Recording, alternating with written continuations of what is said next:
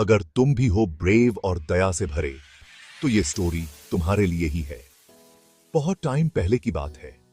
एक गांव था जंगल के पास। उस गांव में रहता था अर्जुन। एक बहुत ही काइंड लड़का वो था, जानवरों का बेस्ट फ्रेंड। एक दिन कुछ शिकारी जंगल में आए।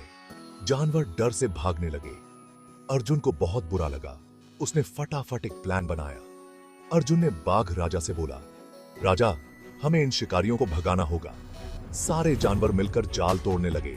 हाथी ने जाल को स्मैश किया। बंदरों ने शिकारियों पर फ्रूट्स फेंके और बाघ की दहाड़ से शिकारी डरकर भाग गए। जंगल के सब जानवर अर्जुन को थैंक्स बोलने आए।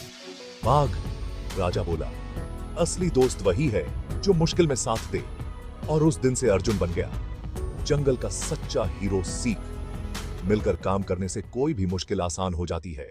एक छोटे से गांव में रामू नाम का एक गरीब किसान रहता था। रामू बहुत ईमानदार और मेहनती था। एक दिन वह जंगल में लकड़ियां काटने गया। काम करते समय उसकी कुल्हाड़ी अचानक नदी में गिर गई। रामू परेशान हो गया क्योंकि वह कुल्हाड़ी ही उसकी रोजी रोटी का साधन थी। रामू ने ईश्वर से प्रार्थना की, हे भगवान, मेरी मदद करें।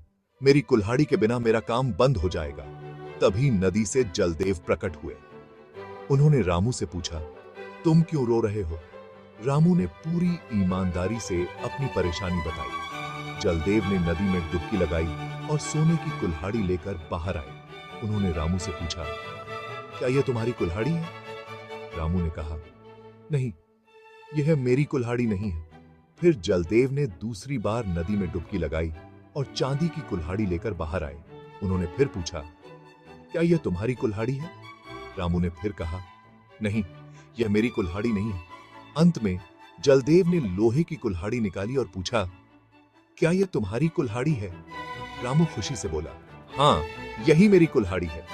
रामू की ईमानदारी से प्रभावित होकर जलदेव ने उसे तीनों कुल्हाड़ियां इनाम में दे दी। रामू खुशी खुशी अपने गांव लौट आया और सबको अपनी ईमानदारी की कहानी सुनाई।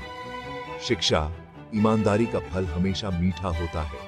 कठिन समय में भी सच बोलना और ईमानदार रहना हमें सच्ची खुशी और सफलता दिलाता है। अरे, क्या पता था कि मुसीबत में ही सच्चे दोस्त की पहचान होती है। मोहन और सोहन तो बचपन के पक्के दोस्त थे।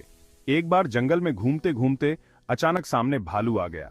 सोहन तो फटाफट पेड़ पर चढ़ गया, लेकिन बेचारा मोहन नहीं चढ़ पाया। सोहन ने मोहन को जमीन पर लेटकर मरे का बहाना करने को कहा।